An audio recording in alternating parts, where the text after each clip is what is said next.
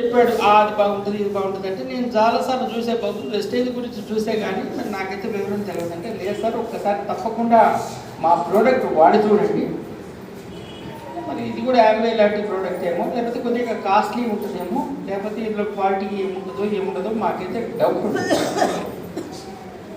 ఉన్న తర్వాత లేదంటే ఒక డబ్బా పట్టుకొచ్చారు, ఆయనను ఉపేందర్ రెడ్డి గారని మీరు ఒకసారి లేచి నిలబడాలా. ఉపేందర్ రెడ్డి గారు వీరిద్దరు మా ఇంటికి వచ్చారు. వచ్చి కూర్చోండి ఎక్కడే కూర్చోండి ఏం పని. వచ్చి ఏం చేశారంటే సార్ ఈ వస్తువు చూడండి, ఫస్ట్ చూసిన తర్వాత మీ అభిప్రాయం చెప్పండి అంటే మా మెసేజ్ అన్నది కదా అన్ని నూనెలతో పాటు ఇది ఫార్చ్యూన్ ఆయిల్, ఆ ఆయిల్, ఈ oil, Rama oil, Krishna oil, అన్ని ఆయిల్స్తో పాటు ఈ ఆయిల్. తర్వాత ఎప్పుడైతే వాడటం మొదలుపెట్టిందో మా మెసేజ్ 3వ రోజు ఏం చెప్పిందంటే ఇంకొక డబ్బా తెప్పించమని. నేను అనగానే ఏమన్నా పదార్థాలు ఏమన్నా చేస్తావా, ఏదన్నా బజ్జీలు గిజ్జీలు అట్లా ఏమన్నా స్పెషల్గా చేస్తారంటే లేదండి, ఇన్ని సంవత్సరాలు నేను అంటే మేము అది ఒక బ్యాక్గ్రౌండ్ కూడా చెప్పాలి. సనాతన సాంప్రదాయ కుటుంబం మాది. సనాతన సాంప్రదాయం అంటే ఇక కంప్లీట్గా వేరే చాలా రెస్ట్రిక్టెడ్, అన్ని ఉల్లిపాయలు ఎల్లిపాయలు కూడా రెస్ట్రిక్షనే మా ఇంట్లో. అంత పదార్థాల్లో కూడా ఇది చాలా టేస్టీగా అన్నం ఏంటంటే కమ్మటి స్మెల్ రావటం చాలా బాగుంటాం. ఇవన్నీ చూసిన తర్వాత రాముతో ఏం చెప్పారంటే ఒక డెమో ఇవ్వమన్నా. రాము ఏం చేశాడు, ఏ ప్రోడక్ట్స్ ఇచ్చావు రాము? సార్ ఆయిల్ ఇచ్చా, బ్లాక్ సాయిల్ ఇచ్చా, విశ్వాస్ ఇచ్చా, రోడ్ గేమ్ ఇచ్చా, టారెట్ గేమ్ ఇచ్చా, టీ బోర్డ్ ఇచ్చా. ఇందులో ప్రధానంగా నేను వాడింది అంటే ఇంట్లో వాడి అందరితో పాటు నేను వాడింది ఫ్లాక్స్ ఆయిల్ 130 కేజీలు ఉండేది. ఎంత?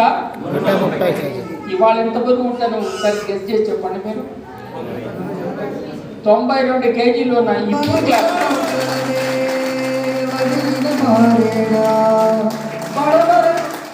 ఇది నిజం. మీకు సీయింగ్ ఈజ్ ఆల్వేస్ బిలీవింగ్.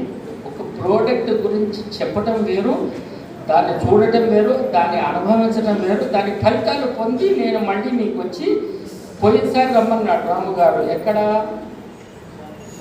మన మహబూబాబాద్ కురవి మండలంలోకి రమ్మన్నారు. నేను ఆ రోజు మీటింగ్ ఉంటే రాలేకపోయాను. ఉపేందర్ రెడ్డి గారు వీరిద్దరు వచ్చి చెప్పారు నాకు. మళ్ళీ ఆ రోజు కుదరలేదు, ఈరోజు ఉంది అంటే ఖచ్చితంగా నాకు ఒక ప్లేస్ రిజర్వ్ చేయబ్బా, నేను వచ్చి నా అభిప్రాయాన్ని తెలియజేస్తానని చెప్పాను. ఇది ఫస్ట్ ఇంట్రడక్షన్. దీంతోనే నా జర్నీ ఎండ్ కాలే. ఇంత మంచి పొటెన్షియల్. ఎందుకనంటే తహసీల్దార్ అంటే ఏంటంటే మీకు సరదాగా కూడా ఒక మాట చెప్తాను, ఎక్కడైనా కానీ ఆఫీస్లో ఎక్కువ కొద్దిగా ఇబ్బంది పెట్టి ఏదో తీరుగా వసూలు చేస్తారనే ఒక పేరు ఉంది. అంటే లక్ష్మీదేవి ఎక్కడ ఉంటుందో మా చూపు అక్కడికి పోతుంది. ఇది నిజం. అయితే ఇందులో లక్ష్మీదేవి కనిపించింది నాకు ఈ వెస్టేజ్ గ్రూప్లో. ఇప్పుడు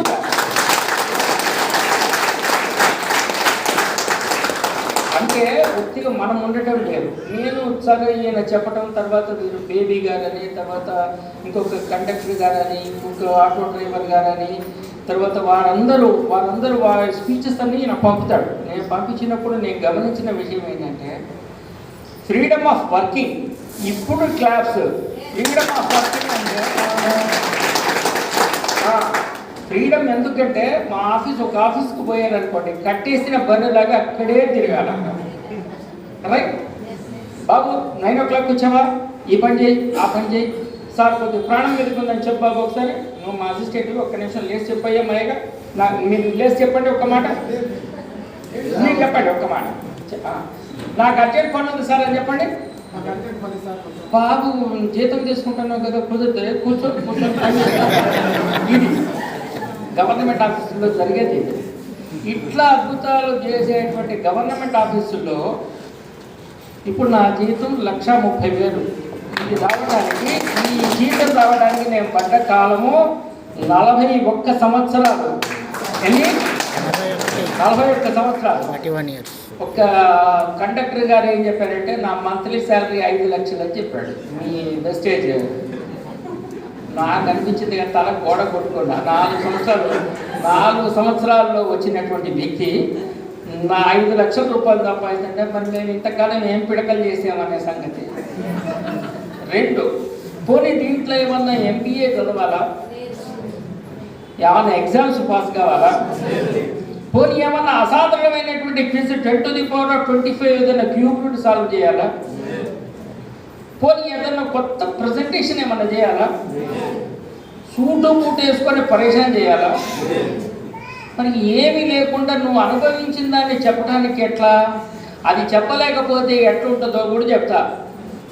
వెస్టేజ్ పిల్లలకి వేరే వాళ్ళకి ఏంటంటే గవర్నమెంట్ ఉద్యోగం మూగవాడు మామిడి పండు తిన్నట్టు గవర్నమెంట్ ఉద్యోగం కొట్టి నేను అనుభవించేది అదే.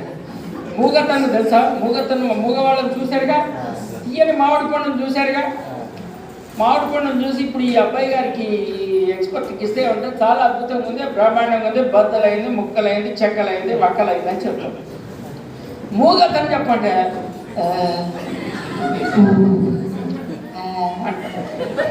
ఇది అవసరమా? మీరందరూ మూగవాళ్ళు కాదు, మేము మూగవాళ్ళం. తహసీల్దార్ హోదాలో ఉండి ఇంకా 8 నెలల సర్వీస్ ఉంది, నేను క్లియర్గా చెప్తున్నా. మేమంతా మూగవాళ్ళు.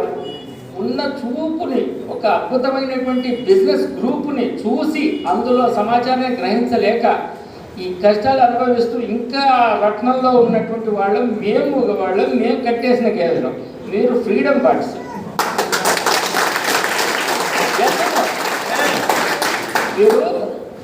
మీరు బాయిలర్ కోడి కాదు, ఎగిరే కోడి, నాటు కోడి. మీరు ఎక్కడ MBA చదవక్కర్లే, ఎక్కడ ఇంగ్లీష్లో మాట్లాడక్కర్లే. డైరెక్ట్ సెల్లింగ్కి ఏంటి మధ్యలో ఇంతకుముందు మామూలు సెల్లింగ్ అయితే నా పక్కన సూపర్ స్టాకిస్ట్, డిస్ట్రిబ్యూటరు, రీటైలరు, ఇన్ని రకాలైనటువంటి వస్తాయి. మరి డైరెక్ట్ సెల్లింగ్లో ఉన్న బ్యూటీ ఏంటి అని రాముని అడిగా. అయ్యా డైరెక్ట్గా అమ్మ సెల్ ఫోన్ పనిచేస్తే నా మాట మీ అందరికీ స్పష్టంగా. డైరెక్ట్ సెల్లింగ్లో అంటే కంపెనీ నుంచి డైరెక్ట్ ఇవ్వబట్టే ఇక వేరే ఏమక్కర్లే, నీ మధ్యలో వేరే మనిషి అవసరం లేదు. నువ్వు స్వేచ్ఛగా నీ అనుకున్నప్పుడు పోయి బిజినెస్ చేయవచ్చు, నువ్వు అనుకున్న ఫలితాలు సాధించవచ్చు, నువ్వు అనుకున్న స్వేచ్ఛను అనుభవించవచ్చు. ఉదాహరణకి ఒక మేడం గారు ఉంటారు, ఈ మేడం గారు వారి స్త్రీ వారిని టీ తాగాలంటే గవర్నమెంట్ ఆఫీసర్ అనుకోండి, నాకు మా సార్ పిలిచారండి అంటారు. ఎస్, ఆ మేడం గారు వారి హస్బెండ్ గవర్నమెంట్ ఆఫీసర్ అనుకోండి, ఇవాళ మా కలెక్టర్ గారు వస్తారని చెప్తారు. సంతోషాన్ని దూరం చేసుకోవడం విన్నారా, సరైన సమయాన్ని ఇంటికి కేటాయించలేకపోవడం, సండే ఫాదర్ కావడం, ఇవన్నీ గవర్నమెంట్ జాబ్లో ఉన్నటువంటి శాపాలు. మీ దగ్గర ఉన్న వరాలు ఏంటంటే ఎప్పుడు కావాలంటే అప్పుడు చాలా ఇవాళ సినిమా పదం బావా అంటే అమ్మటే బండి తీయటం, పల్సర్ బండి మీద రారా బావా అని బండి. ఎందుకంటే freedom of working, freedom of job, ఇందులో ఎవరి ప్రెషర్ లేదు. మీకున్నటువంటి క్యాపబిలిటీ, మీకున్నటువంటి టాలెంట్, మీకున్నటువంటి ఎగ్జిబిటరీ పవర్స్, మీకున్నటువంటి ఎక్స్ట్రాడినరీ స్కిల్స్. నేను ఒక్కరితో మాట్లాడితే నాకు కొంత నాలెడ్జ్ ఉంటుంది. మీరు 100 మందితో మాట్లాడితే ప్రతి మనిషికి ఒక పదం నేర్చుకుంటే 100 మందితో నేర్చుకున్నప్పుడు 100 పదాలు వస్తాయి. మీరు more than A business executive, Indian institute of management అహ్మదాబాద్లో చదువుకునేటువంటి బిజినెస్ ఎగ్జిక్యూటివ్ కన్నా ఈ వెస్టేజ్లో సేల్స్ చేసినటువంటి sales boys, sales personal, distributary personal great అని నా అభిప్రాయం. ఎందుకు అని అడగండి, ఎందుకు మీకు ఈ డౌట్ వస్తుంది, ఎందుకు ఇట్లా అంటున్నారు? నేను మాటల మాంత్రికుడిని, మాటల్లోనే ఎన్ని రకాలైనటువంటి చమక్కులైనా పేలగలిగే శక్తి ఉంది. రెవెన్యూ డిపార్ట్మెంట్ ఇప్పుడు మా డిపార్ట్మెంట్ కాదు కాబట్టి దానికి సంబంధించినటువంటి రిజల్ట్ కాదు. ఇది సామాజికమైనటువంటి స్పృహతో కూడినటువంటి మాటల్లో చెమక్కులు పేచి మాట్లాడగలిగేటువంటి శక్తి ఉన్న వాటిని. అట్లాంటిది నన్ను 2 గుద్దులతో గుత్తి పారేసిండు రాము గారు. అయితే ఇన్ని రకాలైనటువంటి ప్రాబబిలిటీస్ ఉండి, ఇన్ని రకాలైనటువంటి సౌకర్యాలు ఉన్నప్పటికీ మీరు 2 పదాలు గుర్తుపెట్టుకోవాలి. ఇందులో సత్యం ఉంది అని అంటే ఇందులో నిజం ఉంది. నిజం ఉండబట్టి ఇంతమంది వచ్చారు. నిజానికి ప్రామాణికత ఏదైనా చెప్పగలుగుతారా? చెప్పలేరు. అయితే భారతంలో శకుంతల చెప్పింది, నృతుజల పూరితములు నూతులు 100 కంటే సునృత వృత, ఒక బావి అది మేలు, తద్భావిశతంపు కంటే ఒక సత్క్రతువది మేలు, తత్క్రతుశతంపు కంటే ఒక సుతుండు మేలు, తత్సుతశతంపు కంటే ఒక సునృత వాక్యము మేలు చూడగలను అన్నది. అంటే ఒక మంచి పని, ఒక మంచి మాట, ఒక నిజం చెప్పడానికి ఎంత ధైర్యం ఉండాలి అని అంటే, నృతుజల పూరితములు అంటే తియ్యని నీళ్లు, కొబ్బరి నీళ్ళ లాంటి నీళ్లు ఉన్నటువంటి ఈ చేదబావులు 100 ఉంటాయి, దానికన్నా ఒక దిగుడు బావి మేలని చెప్పింది. అట్లాంటి 100 దిగుడు బావుల కన్నా కూడా ఒక మంచి పని మేలని, ఒక మంచి పని కన్నా కూడా అట్లాంటి 100 మంచి పనులు చేస్తే, మంచి పని ఏంటంటే ఒక అరణ్యం కానీ, ఒక ఆరామం కానీ, ఒక విద్యాలయం కానీ, ఒక అన్నదాన సత్రం కానీ ఇట్లాంటిది కడితే, వీటన్నింటి మించి ఏంటంటే ఈ 100 మంచి పనుల కన్నా ఒక సుతుండు మేలు, ఒక మంచి కొడుకు మేలు అన్నది. ఎట్లాంటి కొడుకు వాడు? ప్రహ్లాద, నారద, పరాశర, పుండరీక, వ్యాస, అంబరీష, శుక, శౌనక, భీష్మ, దార్య, రుక్మాంగద, అర్జున, వశిష్ఠ, బలి, విభీషణాది లాంటి మహాత్ములైనటువంటి కొడుకుల కన్నా కూడా, వీటికి అన్నిటికన్నా కూడా ఒక నిజం చెప్పటం మేలని చెప్పింది. మీరందరూ నిజాన్ని చెప్తారు.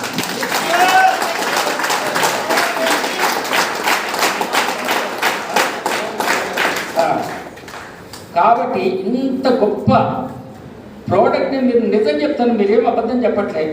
ఈ వస్తువుని మీరు ఆయిల్ అని చెప్తాను, ఇది అల్ట్రా స్క్రబ్ అని చెప్తాను, అది క్లియర్గా కమ్మటి. పొద్దున్నే నాకు 8 వరకు లేట్ చేయాలి వాళ్ళు, కమ్మటి మల్లెపువ్వు లాంటి స్మెల్ వస్తుంది. ఏంటబ్బా అంటే ఇల్లు తుడిచాయండి, అంత బాగుంటుంది. తర్వాత ఫ్లాక్సీ ఆయిల్, ఇది మీరందరూ దయచేసి ఎవరైనా కానీ లావుగా ఉన్న వాళ్ళు కానీ, దీన్ని మెడ గుంజే వాళ్ళు కానీ వాడండి. నేనైతే వాడి దాని రిజల్ట్ చూపిస్తూనే ఉన్నాను, మీకు నేనే సాక్ష్యం. 132 కేజీలు ఉండే సీరోల్లో ఉన్నప్పుడు ఇప్పటికీ 6-8 నెలల క్రితం ఉన్నది. గ్రాడ్యువల్గా తగ్గుకుంటూ వస్తున్నాను నేను. ఇంకెంత సన్నగా పడతానో ఇక వచ్చిన తర్వాత నేను మీకు ఖచ్చితంగా ఫుల్ టైం చేస్తాను. తర్వాత ఇన్ని పనులు చెప్పడం వేరు, ముందే వచ్చేసింది పదం, నో ప్రాబ్లం. అయితే ఇట్లాంటి సారు బ్రూస్లీ గారికి ఒక మాట చెప్పాడట. ఈ సార్ బ్రూస్లీ గారు, ఏమండి రేపు పొద్దున్నే రాము గారు వచ్చి మిమ్మల్ని అటాక్ ఇస్తున్నానని. బ్రూస్లీ గారు ఏం చెప్పాడంటే, రాము గారి క్యాపబిలిటీ ఏంటని అడిగాడు. ఆయనకి 10,000 పంచులు తెలుసు అండి మిమ్మల్ని పడగొట్టమన్నాడు. బ్రూస్లీ ఏమన్నాడంటే, ఒక పంచి 10,000 సార్లు ప్రాక్టీస్ చేసినోడైతే చెప్పు, వాడిని చూసి భయపడతా కానీ 10,000 పంచులు వచ్చినోడు నాకు సంబంధం లేదన్నాడు. 100 పనులు కాదు, ఒక మెసేజ్ ఎన్నుకున్న వాళ్ళు మీరందరూ సక్సెస్ అవుతారనే మాట నాకేమీ అనుమానం లేదు. ఇది క్లాప్స్ కొట్టవలసిన మాట.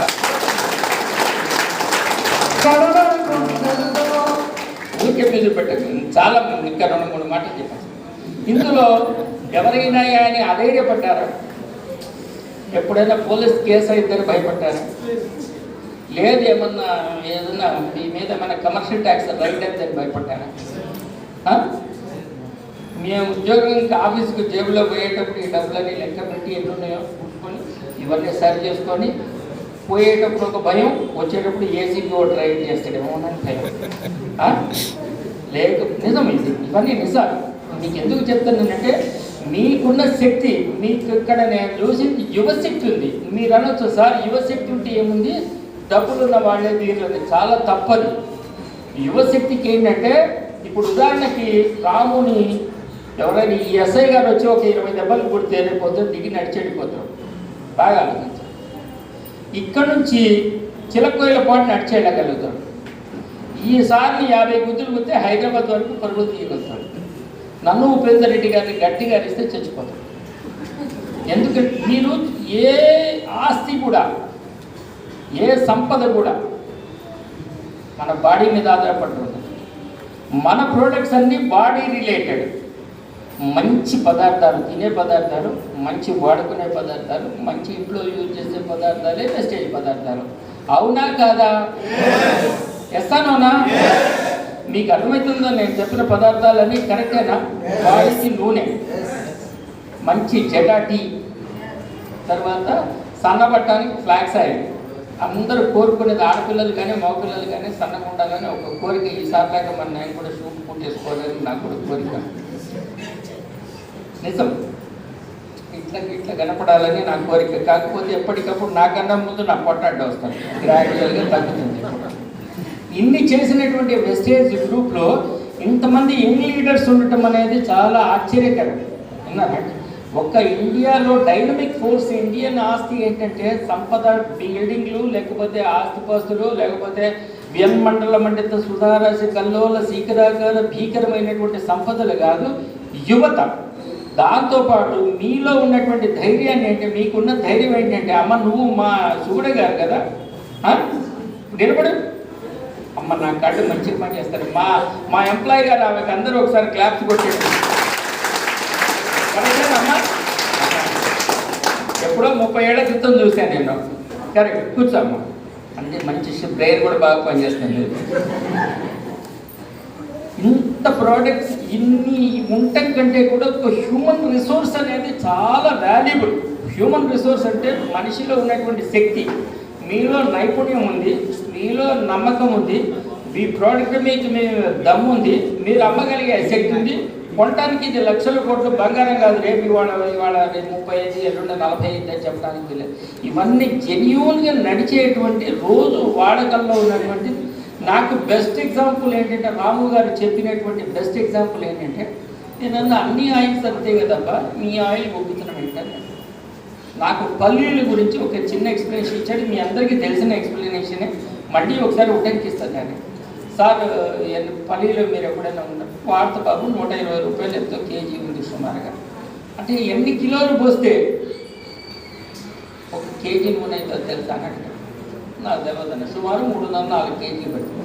మరి మీకు 60 రూపాయలకి 70 రూపాయలకి ఎట్లా ఇస్తున్నాడు సార్ అని అడిగాడు. లాజికల్ క్వశ్చనింగ్ ఉంది మీలో, మీ వెస్టేజ్ గ్రూప్లో లాజికల్ క్వశ్చనింగ్ ఉంది, సింప్లిసిటీ ఉంది, మీ పని మీద మీకు ధైర్యం ఉంది, ప్రోడక్ట్ అమ్మగలిగే దమ్ము ఉంది, ప్రోడక్ట్లో సత్తా ఉంది. అన్నిటికీ మించి మీ కళ్ళల్లో సూర్యుడితో పాటు భయంకరమైనటువంటి సూర్యుడి కిరణాలు లాంటి కాన్ఫిడెన్స్ ఉంది. ఇది అవునో కాదా మీరే చెప్తారు. తర్వాత జనరల్గా ఎక్కడైనా కానీ ఏదైనా డిస్ట్రిబ్యూషన్ సిస్టంలో ఉన్నారు అంటే గవర్నమెంట్ ఆఫీసెస్లో కూడా చాలా ఇక్కడ చూసి నేను చాలా హ్యాపీ ఫీల్ అయ్యేది ఏంటంటే, మగవాళ్ళ కన్నా ఆడపిల్లలు ఎక్కువ మంది ఉన్నారు. ఒక్కసారి మీరే చూసుకొని అమ్మ మీరే క్లాప్స్ కొట్టండి, వాళ్ళు కొట్టారు.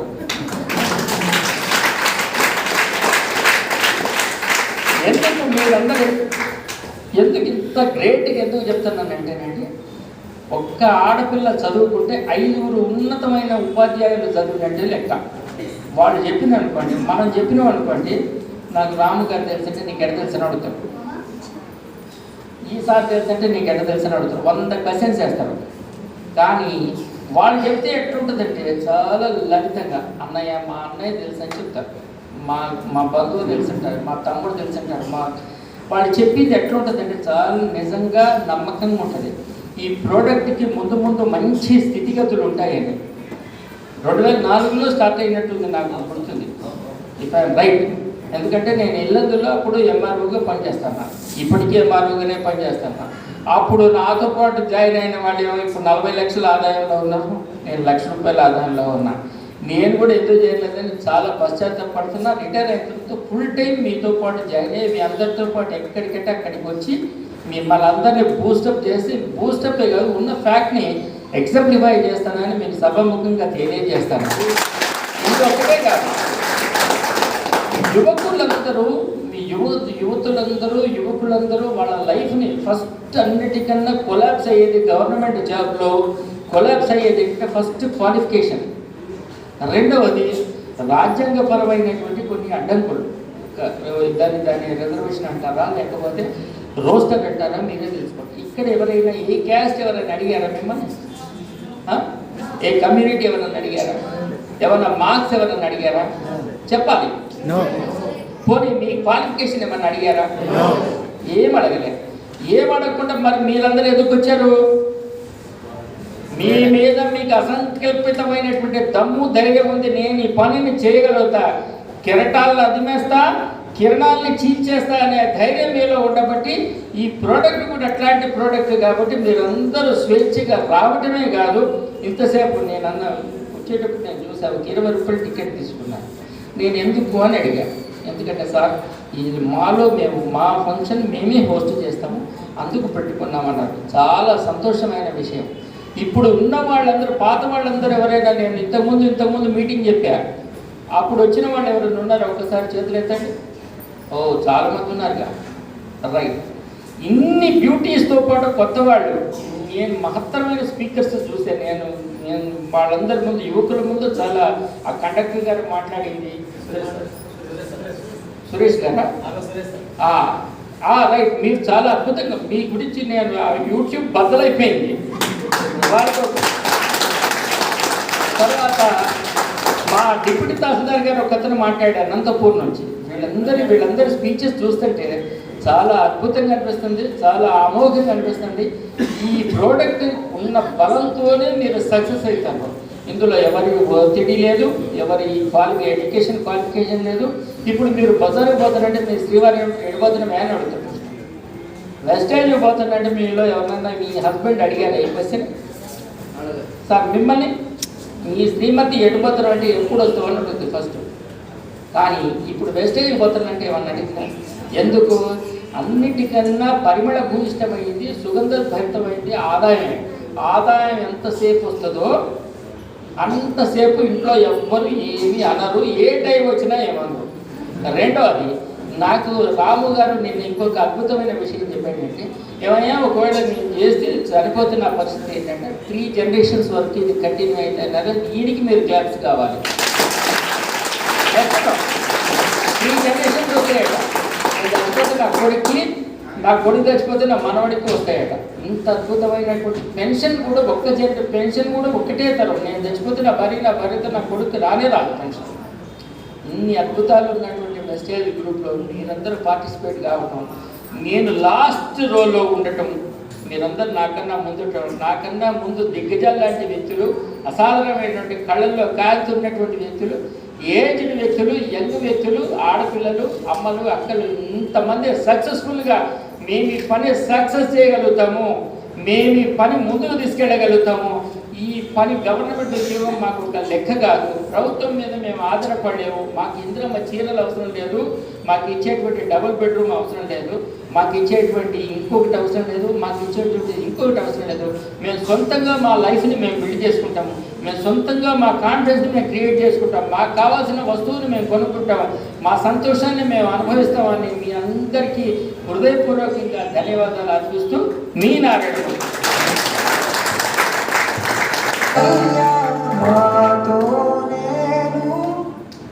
నన్ను మీకు పరిచయం చేసి నేను రాము గారికి కూడా నేను పర్సనల్గా థ్యాంక్స్ చెప్తాను. ఎందుకంటే ఇంతమంది యంగ్స్టర్స్, ఇంతమంది ఆస్పిరెంట్స్, ఇంతమంది విమెన్, ఇంతమంది ఫోర్స్, అన్నిటికన్నా ప్రపంచంలో కాస్ట్లీయెస్ట్ థింగ్ హ్యూమన్ ఫోర్స్.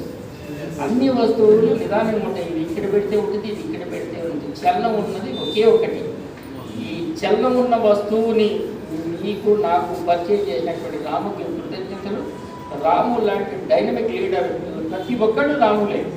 నాకు I don't find any difference between Ramu and other people. ఎందుకంటే ఈసారికి 50 ఉంటుంది, ఈసారికి 30 ఉంటుంది, ఆ సారికి 50 ఉంటుంది.